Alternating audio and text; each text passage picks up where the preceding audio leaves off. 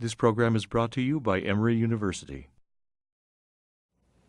Jananam sukadham maranam karunam milanam madhuram smaranam karunam kalavashadhiha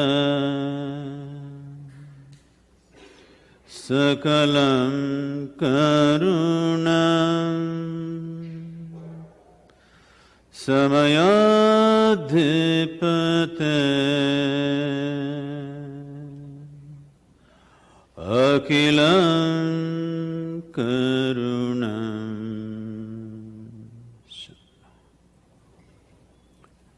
Good evening, everyone. Me being Indian, I call this an evening. I see you still refer to this as afternoon. So, Paul was mentioning about Indian studies. Even for academic purposes, I would say you cannot study what you are referring to as India. I'm not talking about India as a nation, but India as an ethos, what it represents. It's not something that you could study. At the least, you have to soak it in. At the best, you have to dissolve into it. There is no other way to know it. Because it does not represent any particular ideology, it does not represent any particular belief system, it is not a scripture, it is not a particular god. It is a complex amalgamation of a million different doorways through which a human being can attain to his ultimate potential. This is what always the land that was referred to as Bharat has always represented to the world. The political entity of India is a different situation right now, that's different. But this is what it represents. Let me, in a limited time, you can't explore India. But as I said, you could soak it in. It's not something that you understand, it is not something that you grasp, it is just that you have to soak it in, like you breathe. It is not because you understand that you have to take in oxygen and leave out carbon dioxide, your breath is happening. That is just the understanding is a consequence, not the reason why you're breathing. Similarly, this is just like that, because as inhaling oxygen and letting out what we don't want is a certain level of life process. What we're referring to as India is another level of life process. You have to just breathe it in and soak it in. If every cell in your body doesn't take the oxygen, this won't live. It is just like that. If everything within you doesn't take another dimension of life into you, another dimension of life will not be alive in you. Only the physical, the psychological and the emotional will be alive. One will even deny that anything else exists because this is the nature of human experience. Whatever is not in your experience doesn't exist for you.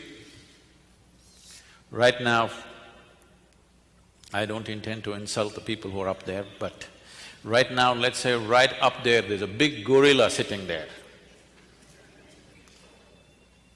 just about to pounce on you. You are not aware of it, it does not exist for you. Even if a dinosaur is sitting there, if you are not aware of it, it doesn't exist for you. Similarly, anything that we are not conscious of, it doesn't matter how big a dimension it is, how fundamental a dimension it is, If we are not conscious of it, it will not exist for us in our experience. Our life is essentially what we perceive. And what we perceive right now is fundamentally limited to the five sense organs. What you see, what you hear, what you smell, what you taste, what you touch. This is the life that you know. This is the world that you know. This is the universe which is in your experience. You could believe other things, but they are not a living reality for you. Belief systems can become very strong. What you believe in can become more real than the real in your experience, but that is purely a psychological experience, what you believe in. And if you work hard enough on you, we can make you believe in just about anything. You know that. Right from the day you were born, if I went on telling you, my little finger is God, if I raise this little finger, divine emotions will overflow within you, genuinely, not pretentious. If it is too bad for you, I can dress it up. Just we have to decorate it a little bit, then you were willing to believe anything if you are worked upon hard enough, isn't it? So what we believe in is of cultural significance, of geographical significance for certain areas of the world, but it is of no existential consequence. You can believe whatever you want. He was just saying, we have a center in Tennessee. I was speaking in Nashville a few years ago. I was just telling them a joke. In the joke, I referred to God as Him. Immediately a few ladies stood up, said, "Do you believe God is a man?" Whoa, whoa, whoa. I know where it's going. I was only telling you a joke. It doesn't matter, you said Him. Do you believe God is a man? I said, I was only telling you a joke. It doesn't matter.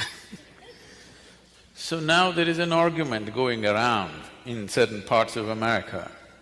Is God a man or a woman? In India, we have no such problems. We have a man god, we have a woman god, we have a cow god, we have an elephant god, we have a monkey, we have a snake, we have flying ones, crawling ones, creeping ones, every kind. Because it's a very wise culture, we foresaw all the future problems that may arise. Who knows?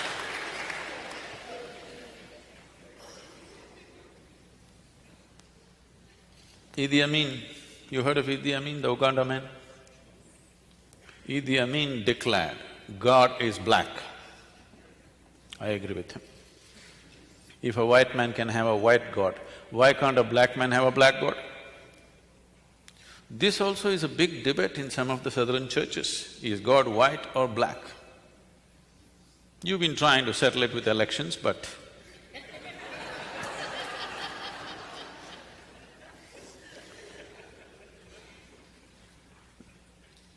you people do not know whether God is white or black. In India, we know God is brown. Because, God never visited other parts of the world, He only sent His son or messengers. In India, God Himself landed 9 times, you know this? You know, 9 avatars. He landed in India Himself 9 times. Always Indians are very proud of this. To other parts, He sent His son, messenger, whatever. But to India, He Himself came. I keep reminding them, that is because He wanted to do the job hands-on with the Indians. He wouldn't trust His son or messenger. And He came 9 times and failed. Indians are not easy people.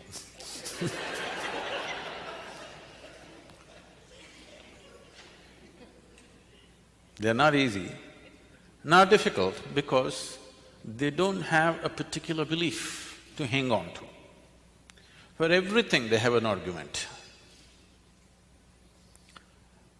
You can talk like this, you can talk like this, you can talk from whichever direction.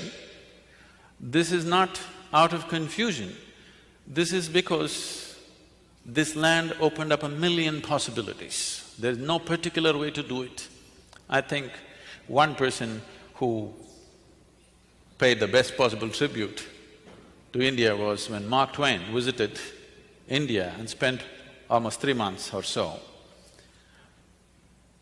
He said, anything that can ever be done by either by God or man has been done in this land. Now, this is not about a particular geography, this is not about a particular people. When you say East, you're talking about a certain kind of consciousness. There could be Eastern people here, there could be Western people there. Today, East has become synonymous with consciousness, West has become synonymous with material success. Should these two things be opposing each other? Not at all. Evolving human consciousness and living successfully in the world can go together and always been together. You must understand, just about 225 years ago, India was the largest economy on the planet. It amounted for almost 1/3 of the world's economy. For political and other reasons, things have gone bad, that's a different thing. But I'm saying consciousness and living well on the outside need not clash with each other. It has nothing to do with each other. How you're outside and how you're within yourself are not connected. So how you're outside, I will leave it to you. How you want to be on the outside, I will leave it to you. But how you want to be on the inside, if you are given a choice, how you want to be within yourself, would you like to be pleasant or unpleasant? I want to hear that. Okay. Now that you want to be pleasant, what is pleasantness? If you become pleasant in your body, we call this health. If you become very pleasant, we call it pleasure. If you become pleasant in your mind, we call this peace. If you become very pleasant, we call it joy. If you become pleasant in your emotion, we call this love. If you become very pleasant, we call it compassion. If you become pleasant in your very life energies, we call this bliss. If you become very pleasant, we call it ecstasy. This is what you want within yourself, isn't it? No, I'm not interested in all this, I want to go to heaven. Why? Because the advertisements have always said that heaven is a very pleasant place. If from your birth they had told you, God lives in heaven but it's a horrendous place, do you want to go there? No, we will pray from here. We don't want to go there. So whatever you may be doing, whether you go to the temple or to the bar, you're still seeking pleasantness, isn't it? Yes or no? Hello? If your surroundings become pleasant, we call this success. So in what way surroundings being pleasant are opposed to inner pleasantness? Definitely not, they're not against each other. They go very well together. There is no need for people to think, if I have to be pleasant in the inward, I have to… See, generally this impression has come into the world that if you are spiritual, how you determine whether you're spiritual or not is, you don't eat well, you don't dress well, you don't live well, that means you're spiritual. If you do everything badly, you must be spiritual. This image has come because they saw a yogi somewhere sitting blissed out. He never bothered about his clothes, his clothes fell apart, and he sat there probably naked, blissed out, simply because he was not concerned, not because he chose to be like that. But now looking at him, lot of people are choosing to be like that. You are just aping him, you're not going to become like him. This happened in 1924. There was a bishop in the Greek Orthodox denomination. Greek Orthodox denominations, generally they believe they are the only real Christians, rest are not. They have their own pope in Istanbul. Istanbul being on the Silk Route, exotic stories from India waft across the Bosphorus very often. So for centuries, these stories have been coming, and this person has been longing to go to India and see for himself. He genuinely wants to meet a mystic or a yogi. But being a man of cloth, he could not choose to go. After he was 60, when he was semi-retired, he made it to India, and someone took him down to South India. In southern India, when he inquired, somebody told him, you go up this mountain, there is a yogi, he will fulfill the prescription for you, what you're looking for. So our man went up the mountain, and as they had indicated, there was a man, a yogi sitting there, eyes closed, blissed out. So he went, and they had told him, if you see a yogi, you must prostrate. But he was not built for that. But managed to go down, scraping himself, making noises. And hearing all this commotion, the yogi opened his eyes and looked and smiled. So immediately the bishop asked, can I ask you a question? The yogi said, by all means. Now the bishop asked a profound question of his life. What is life? This is after 60. You should have asked this question at 8, or at least at 16.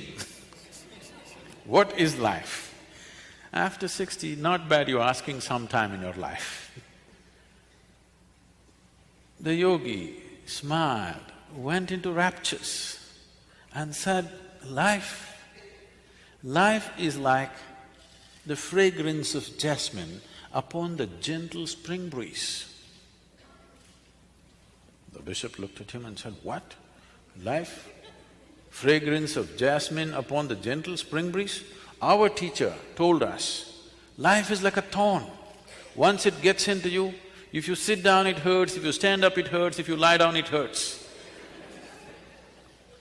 You're saying it is fragrance of jasmine upon gentle spring breeze? The yogi looked at him and said, well, that's his life. Essentially, the experience of life is caused from within. Pain and pleasure happens from within you. Joy and misery happens from within you. Agony and ecstasy happens from within you. Even light and darkness happens from within you. What is light for you is darkness for some other creature, isn't it? What is darkness for them is light for you. It is the way you're responding to the whole thing that it happens to you. So if everything is caused from within you, you're not convinced about this. Okay, do you see me? Yes. It's a question. Do you see me? Yes. Use your hands and point out, where am I?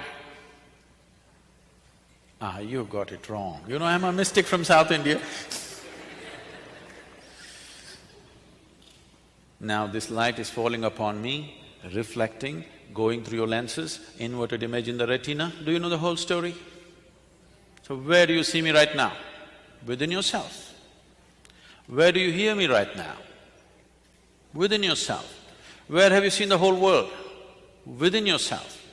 Have you experienced anything outside of yourself? Have you? Nothing has ever happened to you outside of yourself. The whole universe has happened only within yourself.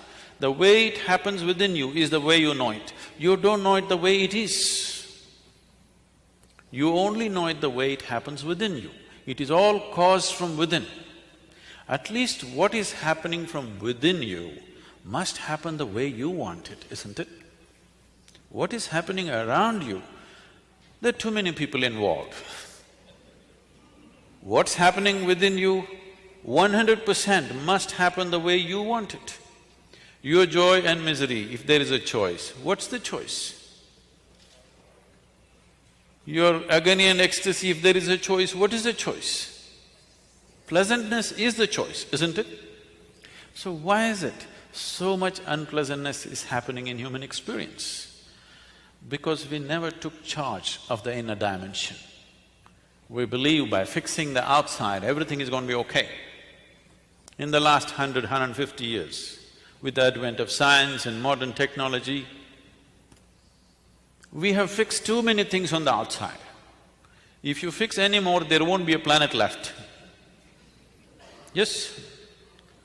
Definitely this has brought much convenience and comfort to our lives. In every way, we are the most comfortable generation ever. You agree with me? I know you have series of complaints about how things are not okay, but we are the most comfortable generation ever before on this planet, isn't it so? But we cannot say we are the most joyful generation on the planet, we are the most loving generation on the planet, we are the most blissed out generation on the planet, definitely not. We are complaining like crazy about everything, like never before. This is because we fixed the outside. Comfort and convenience has happened, well-being has not happened. If your interiority was handled by you consciously, you would definitely keep this in a blissful state. So is bliss the goal of life? No. Bliss is a necessary condition for life to flower to its full potential, otherwise it will remain constrained. See, if I happen to meet you when you're very happy, I'm sure you're a wonderful person. Yes or no? But if I happen to meet you when you're frustrated, angry, miserable, you could be a nasty person, isn't it? Yes or no? Is this a fact for everybody? You know, about 20% of our time, resource and energies are spent in the prisons in India, and we also attempted something here in the United States. Now, our programs are mandatory in all the South Indian prisons. People keep telling me, Sadhguru, why are you spending so much time with these criminals? We don't even get to see you, but you're spending time in the prison. I don't see any criminals. What I see is, everybody is in pursuit of their happiness. The man whom you call as a criminal is pursuing his happiness far more vigorously than you. Yes. In pursuit of your happiness, you're willing to stand in a line and get what you want. His longing for his happiness is so high and vigorous, he jumps the line.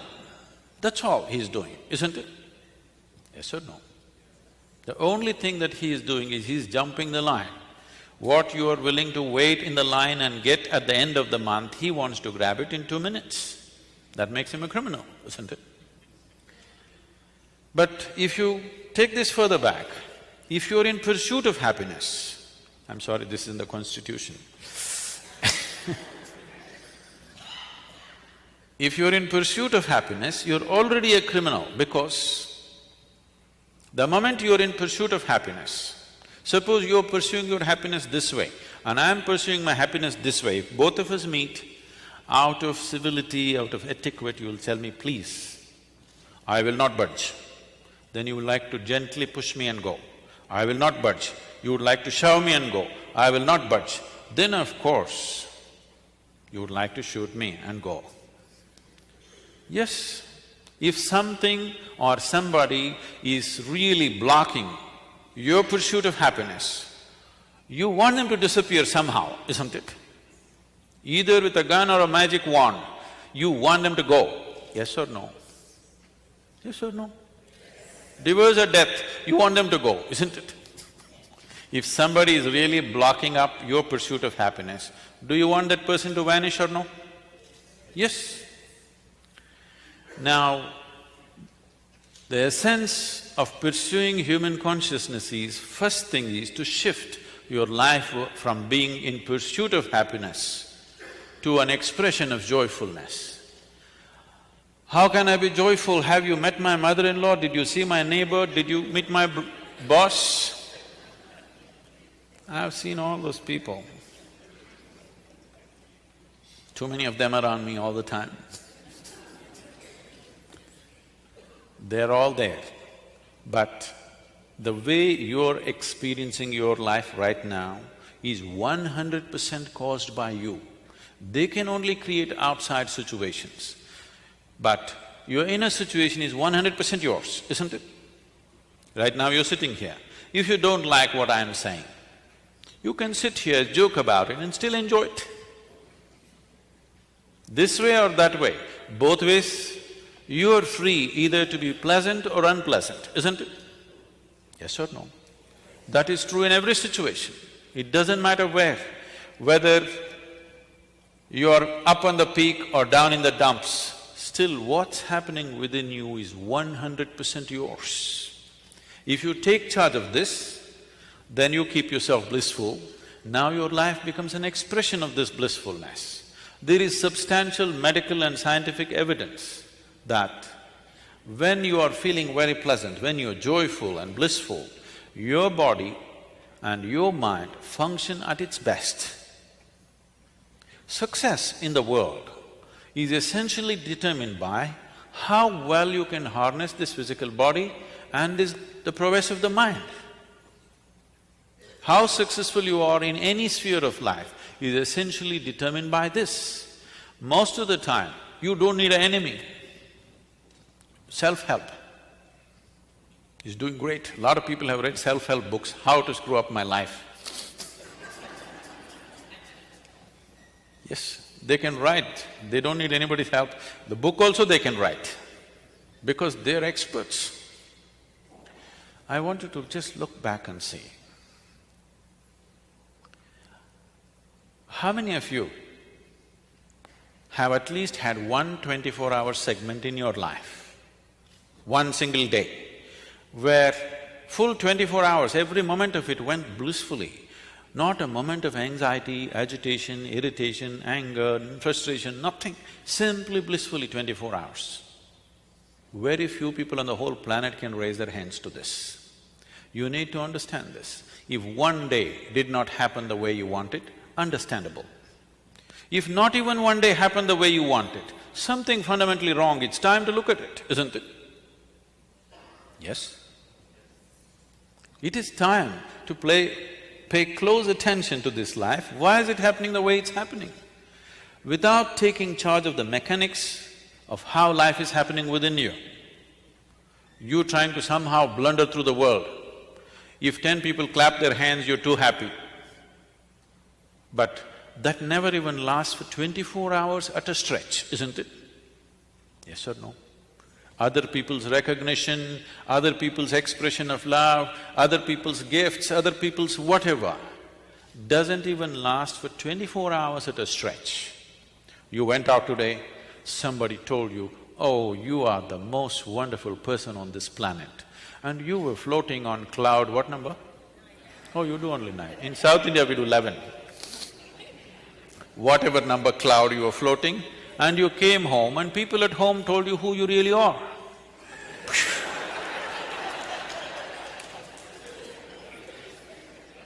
It just crashes, isn't it? Highest levels of happiness, have you seen how it crashes just like that? Because what is happening within you, you're trying to cause it with external stimuli all the time. It is time you take charge of this. What you want to do in your life is up to you.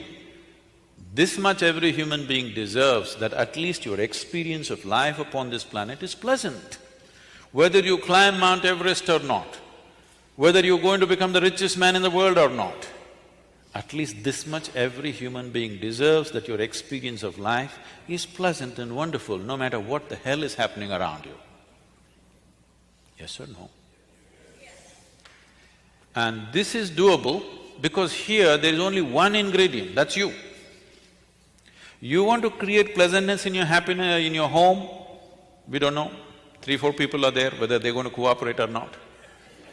If you want to create pleasantness in your city, there are too many people, we don't know whether they'll cooperate or not. If you want to create pleasantness in the world, you know.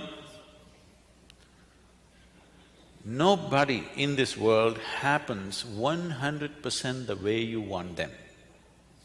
Did your parents happen 100% the way you want them? Did they?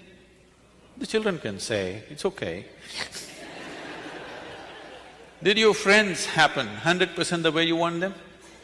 Did your spouse or partners happen 100% the way you want them?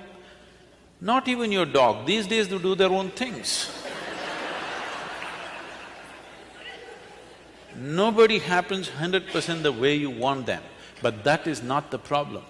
The problem is this one is not happening the way you want him to be. That is the problem, isn't it? If this one happened 100% the way you want him, life around you, whichever way it happens, it's either a breeze or an adventure. Yes? It is either a gentle, the fragrance of the jasmine on a gentle breeze, or it's an adventure.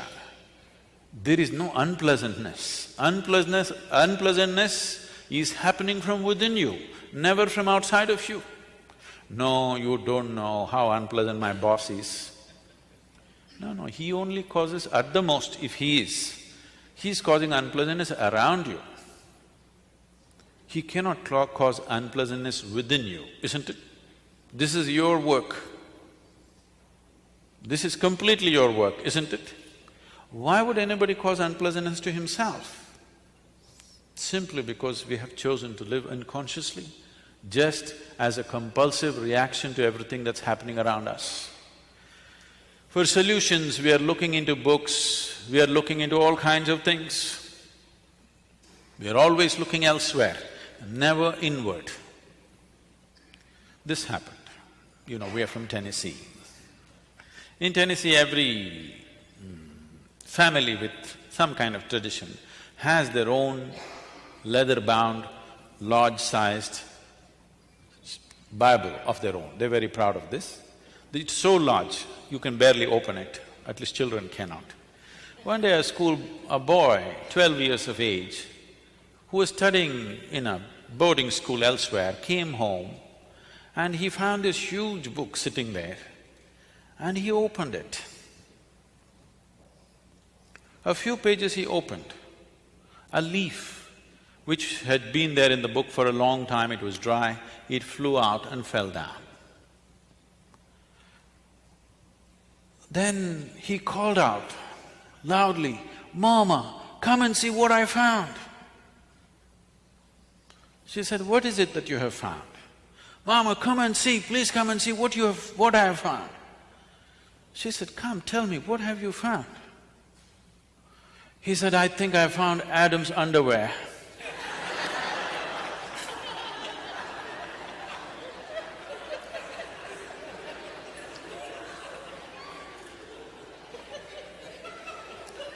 What is written there and how you perceive it is you, even now.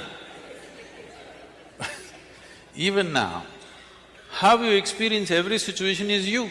What is happening around you and how you experience is essentially you. What is written there and what you make out of it is essentially you.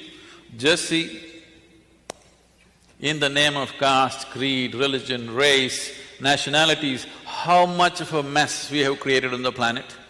I'm sure every one of these things initially started with the greatest intention of human well-being, definitely.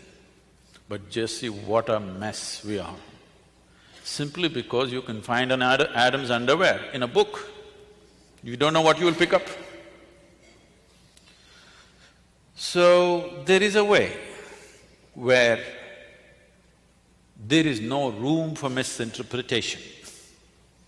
That way is to turn inward, not to seek solutions outward. For outward things, you can seek outward solutions. For inner things, you seek inner solutions. Turning inward, what does it mean? Right now, as I earlier mentioned, the only way you can perceive is through five sense organs: seeing, hearing, smelling, tasting, touching. All these things are essentially outward bound. See, you can see what's around you. You cannot roll your eyeballs inward and scan yourself. You can hear this, but so much activity in this body, you cannot hear that. If an ant crawls upon this hand, you can feel it. So much blood flowing, you cannot feel it. In the very nature of things, sense organs are outward bound, but everything that you experience is happening from within. This is the fundamental human predicament.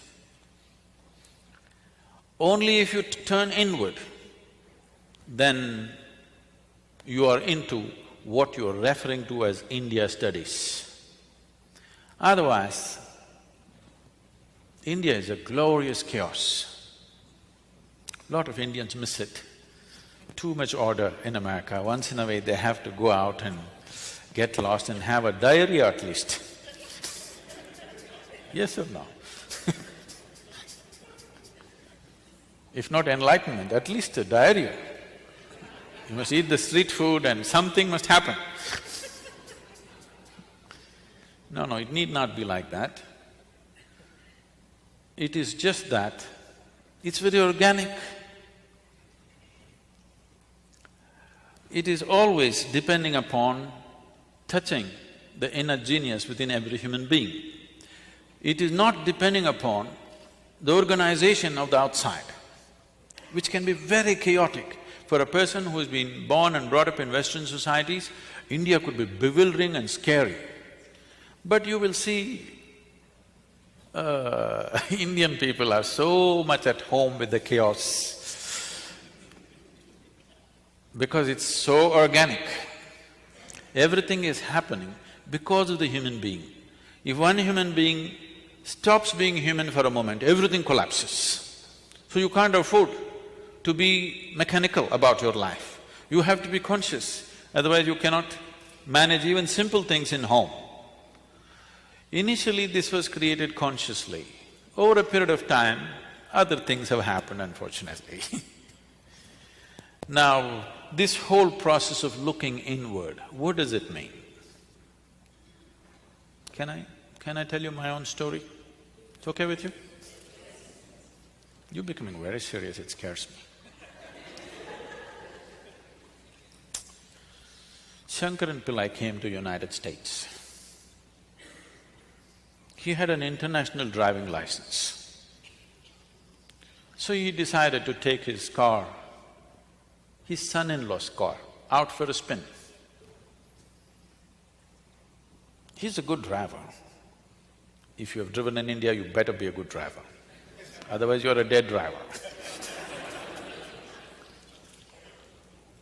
So, very confidently he was driving. Then his wife called up on the phone and said, "Are you on I-75?" He said, "Yeah." "Just watch out, the traffic news is saying there is a man driving at full speed in the opposite direction." He said, "What the hell, one man, hundreds of people are driving in the opposite direction."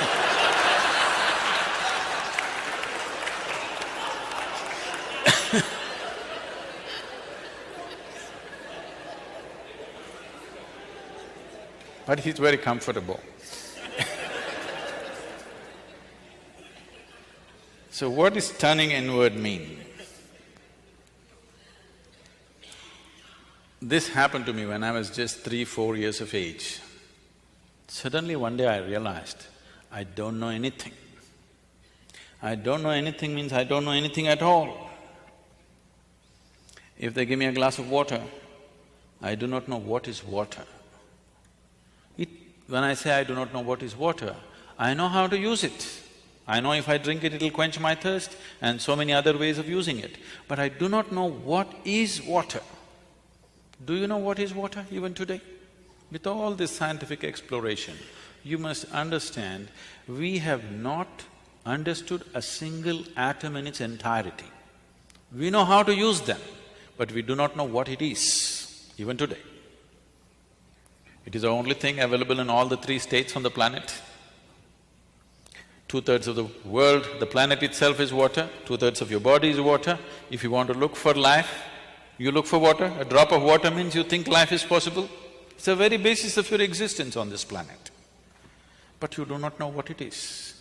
So they give me a glass of water, I keep staring at this for 3-4 hours at a stretch. If I find a leaf, I will stare at it 5-6 hours. I sit up in my bed, staring at the darkness for the whole night. My dear father, being a physician, started thinking I need psychiatric evaluation. This boy is just staring at something or the other, unblinking for hours on end, he's lost it. My problem is, I look at this, I do not know what is this, how to shift my attention to something else, I'm just stuck to it, paying attention to it. In this condition, they sent me to school. I went to school and my mother told me, you must pay attention to the teacher. I went and paid attention. The kind of attention they would have never received in their life. Initially, I understood the words that they were speaking. After some time, I realized they're only making sounds. I am the one who's making up the meanings in my head. Even now, see, I'm only making sounds.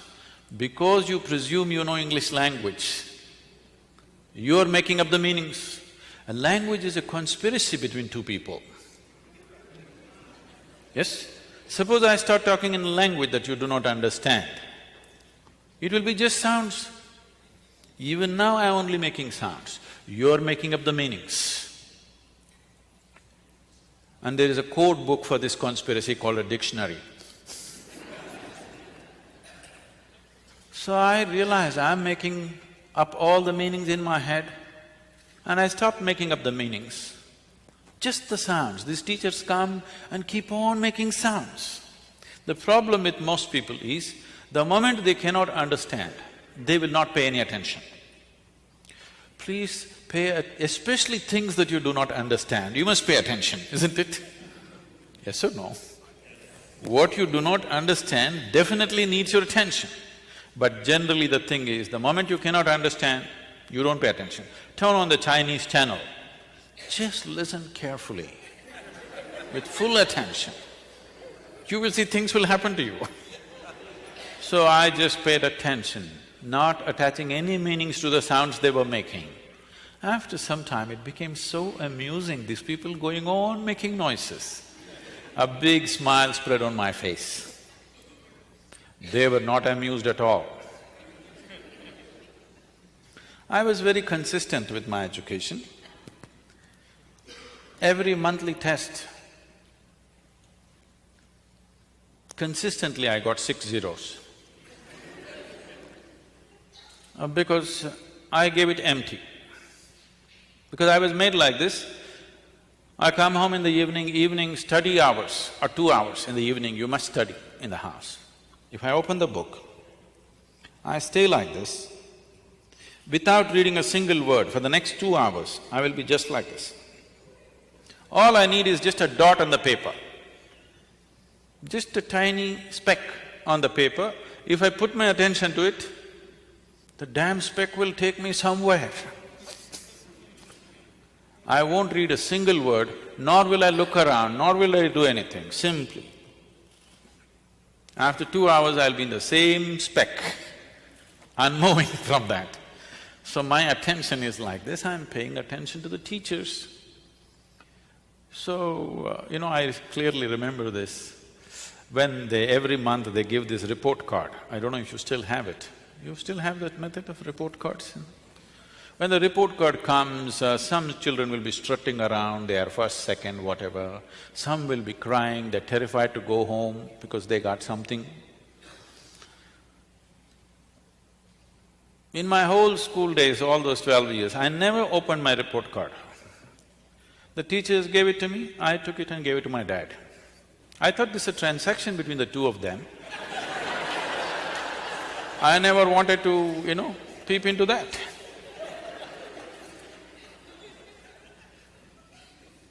And I never was retained in any class, I always went on. About 4 years ago, this school where I studied over 4 decades ago, they came to invite me for their 125th anniversary of the school. They were inviting all the prominent alumni. They came to invite me. I said, see, please, why me? I was not just a not good student, I was not even a student. Don't take me back to the school. They said, no, our school has produced federal ministers, our school has produced film stars, our school has produced cricketing stars. You are the only mystic, you have to come.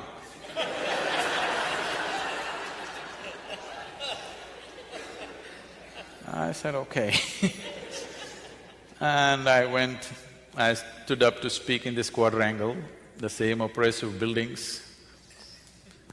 I just looked like this, I suddenly saw this classroom and this whole situation came back to me. I was about 12 years of age. As usual, I am paying absolute attention to the teachers.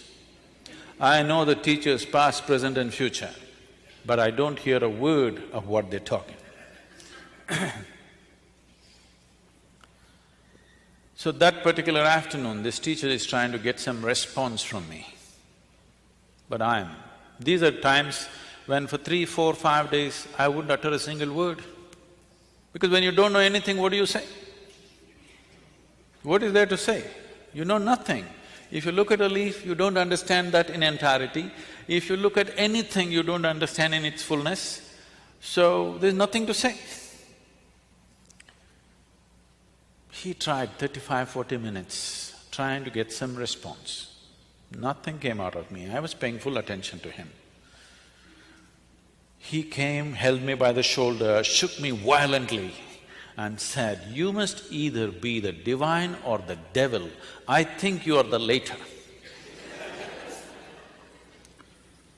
Till now, till that moment, my problem was, what is this, what is that, what is that, what is that?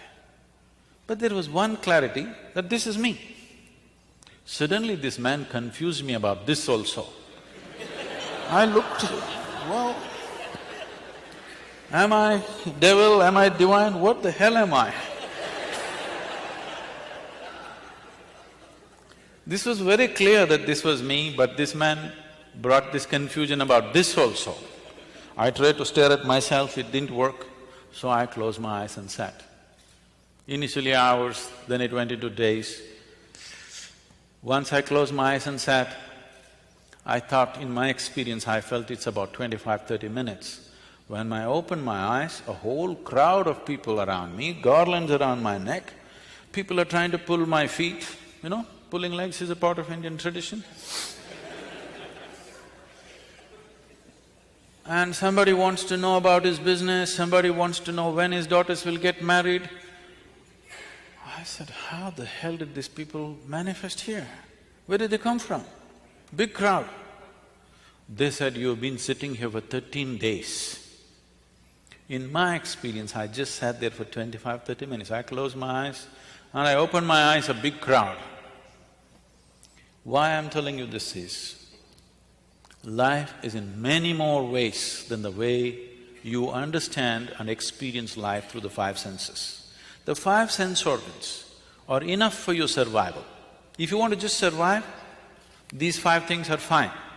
But if you want to know life, these 5 sense organs are not good enough, because this gives you only a comparative perspective of everything. What you know by comparison, see, you know light only because you know darkness, isn't it? The nature of sense organs is such, if you see this part of my hand, you cannot see the other part of my hand. Even if you take a grain of sand, if you see one part, you can't see the other part. If you're experiencing light, you cannot experience the darkness.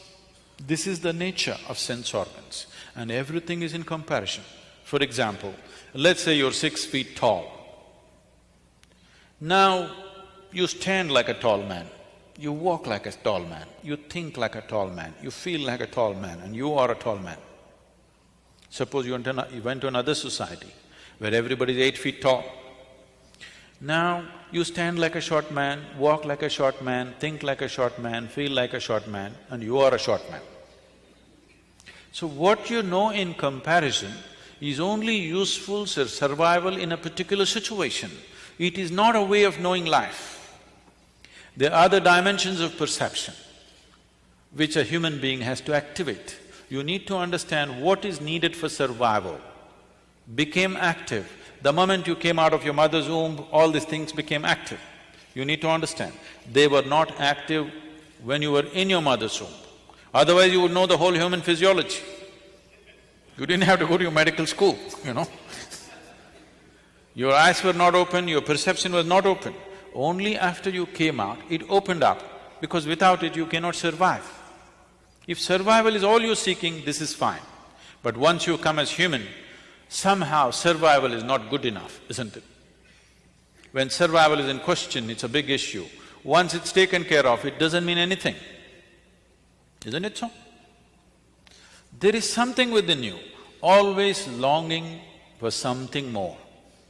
Whoever you may be right now, whatever you may be right now, you want to be something more than who you are right now? Yes or no? If that something more happens, what? What? You want something more? If that something more happens, what? Something more? It looks like you're looking for expansion. Okay, we will make you the king or queen of this planet. Now, don't look at me hopefully. You think I'll make such a blunder? Suppose you become the king or queen of this planet, will you be fulfilled, I'm asking you? You will look at the stars, isn't it? So there is something within you which wants to expand. I'm asking how much expansion would settle you for good? How much expansion would settle you for good? Hello? Unlimited.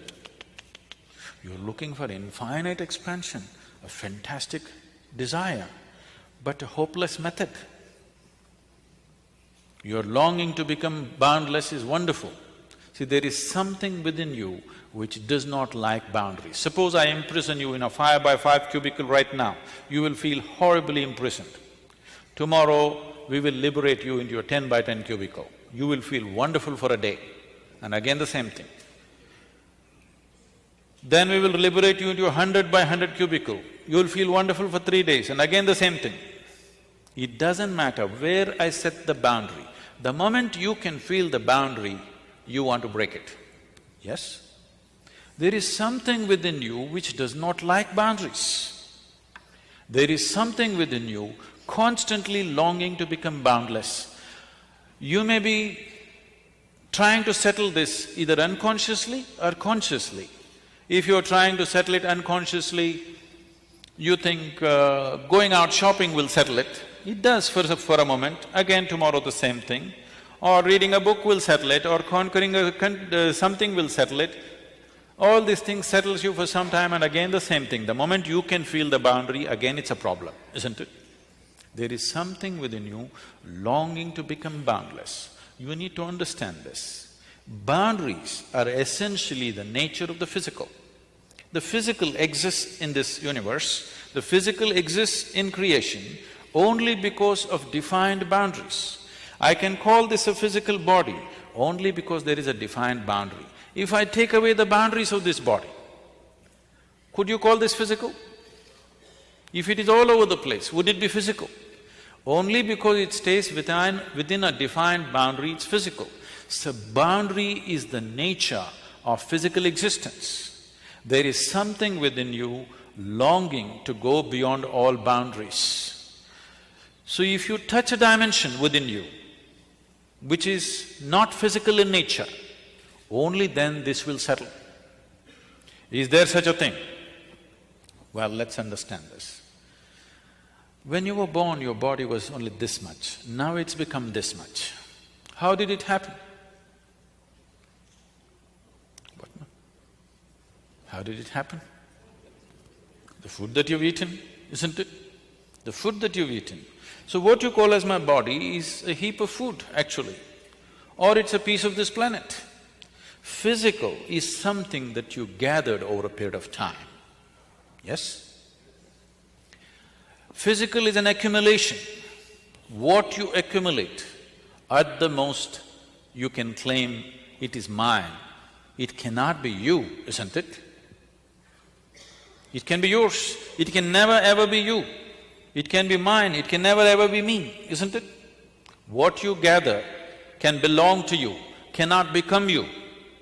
But right now, you are so identified with things that you have gathered, not only in the body, in the mind. Your mind is a heap of impressions that you have gathered. Your mind is a gathering, your body is a gathering. Both are accumulations. Between these two things, where are you? A dimension beyond the physical, which is the basis of all this. If you eat a piece of bread, it transforms it into such a fantastic machine that we call as human mechanism.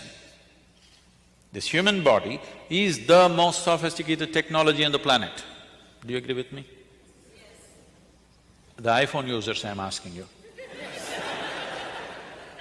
Because I see you so deeply engrossed in it, you seem to think it's more than the eye. Now, this is the highest level of technology found on the planet. Everything else is a small imitation of this, isn't it?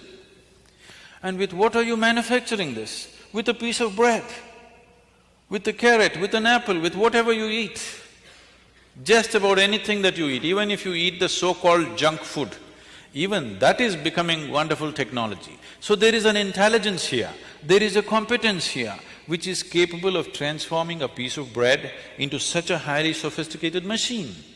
If only if you had access to this intelligence consciously, you would live your life magically, not miserably for sure. So how often do you touch this? Every human being touches it at some moment in his life.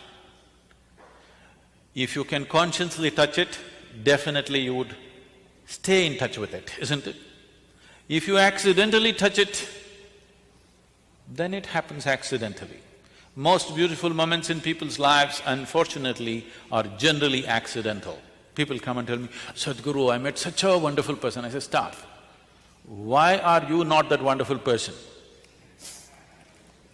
Why is it that you're meeting such wonderful people?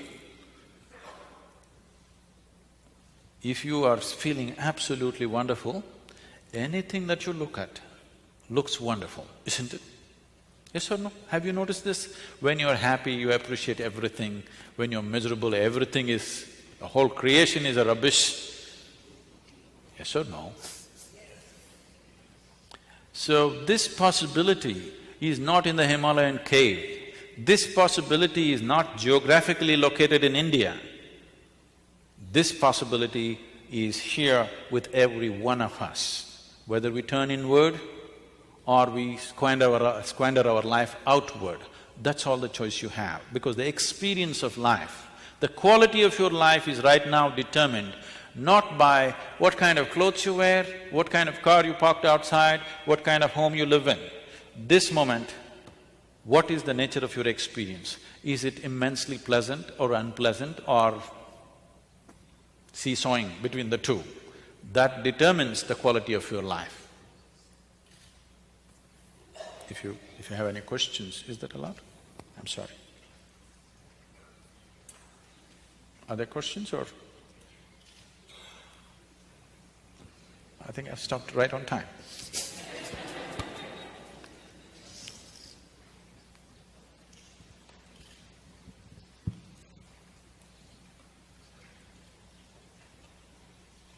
Please. Please take the microphone.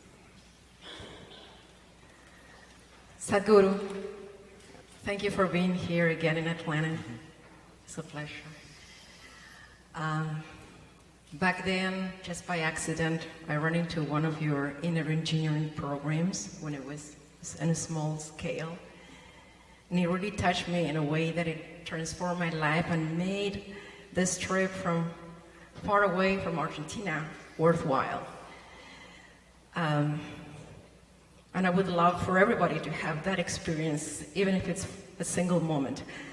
My question to you is so wonderful, everything that comes from you, and yet, how not to miss the immensity of what is being offered? Thank you.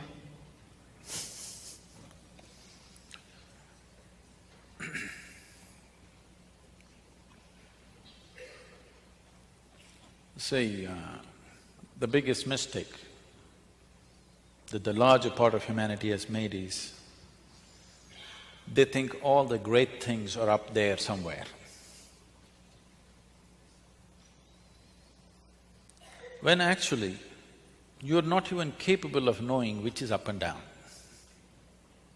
You know the planet is round? Yes? You're sitting on a round planet, not even on the North Pole. You're Argentina. Being in the southern hemisphere, you should have fallen off long time ago. At least we got a foothold up here. And the damn thing is spinning on top of it. So, if you look up, you're invariably looking up in the wrong direction. Yes or no? Are you capable of knowing in this cosmos which is up and which is down? Is it somewhere marked this side up? Are you capable of knowing? I'm asking you. You are incapable of knowing what is up and down. No such thing exists. For convenience, we will make this up, we'll make this down, for understanding between you and me. But in reality, you really do not know which is up and down, which is forward and backward, which is east and which is west. We've made up all these things. Yes or no? Only for communication and understanding between us. It is not a reality. So, great things are not up there. If you want to do fantastic things to yourself, you don't have to do some feat, simple things. You just have to learn how to sit, first of all. Sitting is not a simple thing. You have to learn how to breathe, how to hold this body, because as I said, this is the most sophisticated machine on the planet. Every little thing that you do, it does its own things. We can do a little… Shall we do a little experiment with you? After all, it's a university, we can experiment with you. Just do one thing. Take these two hands, keep all the 5 fingers together, place it facing down upon your lap, upon your thigh. All the 5 fingers should be together, all 5. Don't do it yet, just watch me. You will do this with eyes closed, just breathing slightly deeper than normal. Just as your normal breath, slightly deeper, slightly exaggerated so that you will notice it. And as you're doing it, I will say switch. When I say switch, without breaking the rhythm of your breathing, just turn this over this way. Continue to breathe. When I say switch again, get back here. In these two positions of the hand, something about your breath will change. You must notice how the air fills up into your lung, or where is the maximum expansion and contraction. Just notice this. Something about your breath will change and you must tell me what changed, okay? For you to notice this, for you to be able to notice this, one thing is your spine should be erect. That's not possible if you've been trained to sit on the American cushions. You can only sit like this. I like this chair. I think the chapel is making sure everybody's awake here. And your spine should be erect, your eyes should be closed, your mind should be focused on the breath. If you do these 3 things, you will distinctly notice this. All 5 fingers together, close your eyes, breathe slightly deeper than normal and notice where the maximum expansion and contraction is.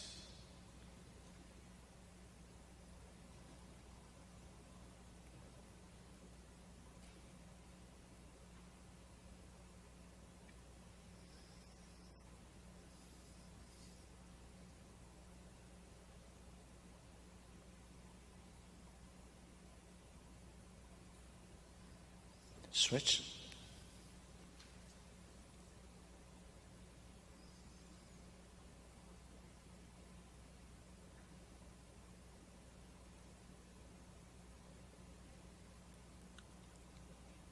Switch again.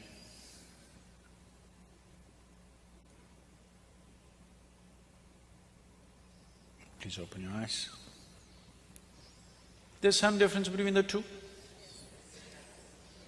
Can somebody tell me when it's this way, where is it? This way? Just the reverse is happening. When you hold it this way, the maximum expansion and contraction is happening in the lower lobe of the lung. So you will notice it in the diaphragm region. If you turn it around, it moves into the middle lobe of the lung, so you will notice higher up in the chest. Just do one breath and see it is noticeable.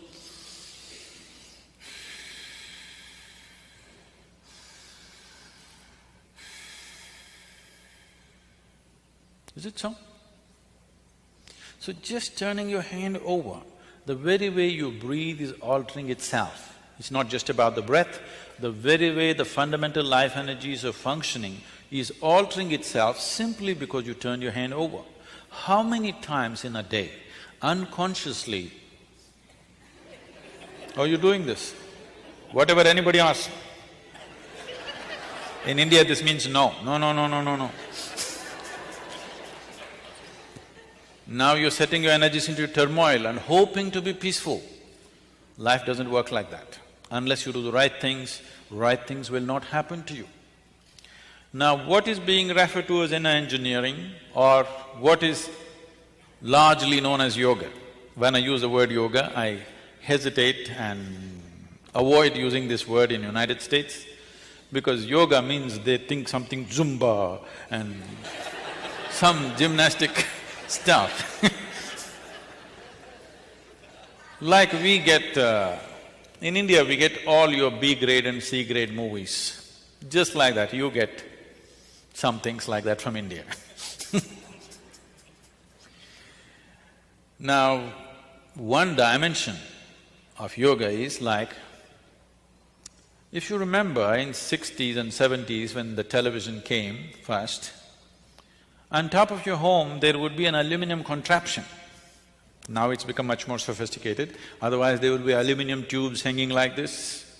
You're just watching your favorite program, suddenly your television goes boop, boop, boop. Then you run up on the terrace and pull it like this, it won't work, pull it like that, it won't work. You get it there properly. Suddenly the whole world pours into your sitting room. This is called an antenna. This… you are who you are. You know that you exist only because you perceive. Yes or no? See, suppose you're sitting here and you fell asleep. For sure I will disappear. I'm the first one. If you go a little more like that, everybody will disappear. If you really get hung, even you disappear. In your experience, the existence is obliterated, isn't it? You need to understand, you even know that you exist only because you're perceiving. So what you perceive is what you have become. There's also other nuances to that, how you perceived, what you made out of it, but essentially, what you perceived is what you have become. If your perception is gone, it's gone. Your life is gone, isn't it? Now, perception, how to enhance the perception should be the only goal, because if you enhance your perception, your life will enhance itself. How profoundly do you perceive this life? So, this system is a phenomenal thing. If you learn to sit right, if you just adjust it right, now you can download the whole cosmos into this. You've heard of the concept called the third eye. Why the third eye is so important is, these two eyes are sense perceptions. Almost 30 to 35% of your vision is by memory. Do you know this? If you had no memory, you would not be able to see a lot of things. These two eyes have past hanging in them. They're always blurred by the past. If you look at this, what looks nice, what doesn't look nice, what looks right, what doesn't look wrong, what looks wrong, what is okay, what is not okay, what is beautiful, what is not beautiful, everything is by memory. If your memory is taken away, these two eyes become half blind, at least 1/3 blind for sure. So in these two eyes, past is always hanging. That's why we say, you see something like this, okay, that's your karma. That's your doing, that's your memory bank which is doing this. A third eye is that which has not invested in memory, which is simply seeing things as they are. This doesn't mean you have to crack your forehead, okay? It is not a physical eye, it is not subject to the memory bank that you have gathered, simply seeing everything the way it is. Your ability to handle life well simply depends on how clearly you see it, isn't it? Yes or no? Right now, you cannot see anything clearly because 35% of the actual physical vision is dependent upon the memory that you have. But gathering strong prejudices, gathering strong emotional identifications, your ability to see is gone almost 90%. Not even 10% of life, people see the way it is, they see it the way they think it is. That means you're existing in a psychological reality, not in an existential reality. What that means is, you're just lost in your own creation, you have no contact with the Creator's creation. If you experience the creation the way it is the most phenomenal thing, there cannot be anything more. And it need not be anything more because if you spend 1,000,000 years, you still can't figure the sophistication and the intricacy of what it is. But people are bored. When you can't figure an atom in a lifetime, or 10 lifetimes, you can't figure one atom, people are bored because they're lost in their own petty creation. They're existing in their own psychological creations, psychological existence, not in the real existence. Life is here. What's in your mind is madness, isn't it? It's time you step down into the Creator's creation. I'm saying step down because your creation is higher, of course. Otherwise, why would you dwell there? So it's time every human being dedicated a little bit of time towards this. It's being offered in Atlanta if you wish to take it. Otherwise, in your own home, if you want to do, there are tools being given out because of the generosity of a few people, that these things are available, or it's available online to start with.